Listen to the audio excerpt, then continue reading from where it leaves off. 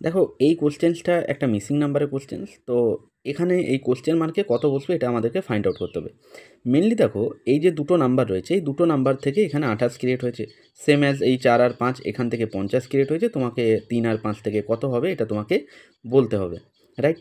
তো আমরা এই 2 আর 3-এর সাথে কোনো স্কোয়ার কিউব এই ফর্ম্যাটে কিন্তু এগিয়ে আমরা এখানে 28 ক্রিয়েট করাতে পারবো না। তোমরা এখানে যোগ বিয়োগ কোনো কিছু করেই এটা হবে না।